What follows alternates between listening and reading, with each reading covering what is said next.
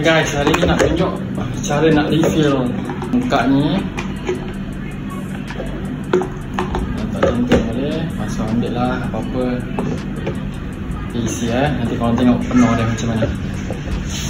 So, kalau sabun basuh pinggan, brand ini bisa pakai Dozi. So, bismillah. Mantap, 2 kali tongging je guys. Apa man? So, dah settle.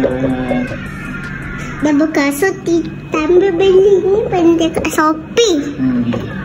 Lepas tu korang tutup macam ni. Alright. So, macam ni lah. Kalau nak ambil sabun, saya tekan.